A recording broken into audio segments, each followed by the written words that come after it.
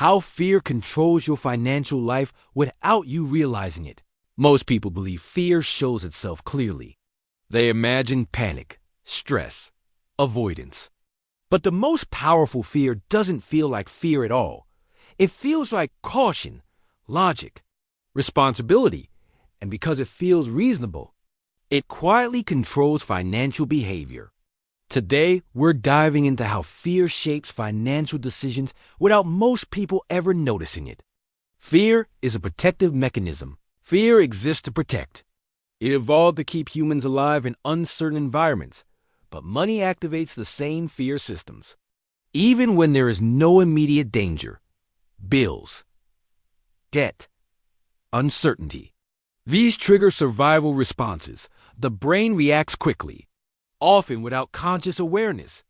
This is where control begins. Fear disguised as responsibility. Many people believe their fear is responsibility. They say, "I'm just being careful.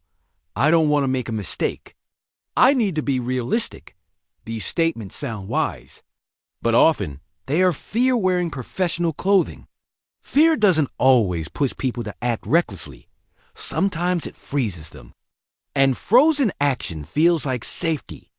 The avoidance loop. Fear and avoidance are closely linked. When a financial situation feels overwhelming, the brain avoids it. Avoidance reduces anxiety temporarily, but avoidance also reduces clarity, increases uncertainty, delays learning. Over time, avoidance becomes a habit. People don't decide to avoid money. Their nervous system decides for them. This loop strengthens fear without the person realizing it. Fear of loss vs. fear of missed opportunity. The human brain fears loss more than it values gain. This bias is deeply ingrained. People will avoid potential losses, even if potential gains are larger. This leads to overly conservative decisions, missed opportunities, long-term stagnation. Fear of loss feels protective. Fear of missed opportunity feels abstract. So the brain chooses what feels safer, even if it costs more in the long run. Fear and identity. Fear is not just about money. It's about identity. People fear looking irresponsible, being judged, failing publicly. Financial decisions affect self-image. So fear steps in to protect reputation. This often results in playing small. Choose familiar paths, avoiding visible risk. Safety becomes more important than progress. How fear creates false certainty. Fear hates uncertainty, so it seeks certainty, any certainty. Even bad certainty feels better than unknown outcomes. This is why people stay in unhealthy financial situations. Jobs they dislike, systems they don't trust. The known pain feels safer than unknown possibility. Fear convinces the brain. At least you know what to expect. Social fear and comparison. Fear is social. People worry about falling behind, being seen as unsuccessful, making the wrong move. This creates pressure to follow the crowd, but the crowd is often wrong. Following others feels safe, even when it leads to poor outcomes. Fear prefers belonging over optimization. Fear and decision fatigue.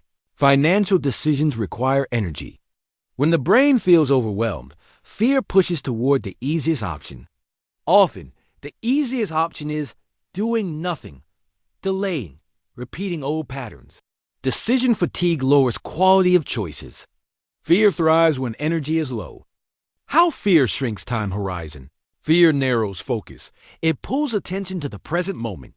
Long-term planning feels abstract and unsafe. This leads to short-term thinking, reactive spending, lack of preparation. Fear reduces the brain's ability to think ahead. Without awareness, people live financially reactive lives. The cost of unseen fear. Unseen fear doesn't protect, it drains. It limits growth, increases stress, reduces opportunity. People don't realize fear is in control because it feels rational. That's what makes it powerful. Awareness is the turning point. Fear loses control when it becomes visible. The moment someone asks, "What am I afraid of right now?" the nervous system slows. This pause creates choice. Choice restores control. Fear doesn't disappear, but it stops making decisions. Fear doesn't ruin financial lives loudly. It does it quietly, through hesitation, avoidance, and overcaution. The most dangerous fear is the one that feels responsible. Once fear is recognized, it becomes information, not authority. And when fear stops leading, clarity returns. That's when money decisions become intentional. That's the real deep dive.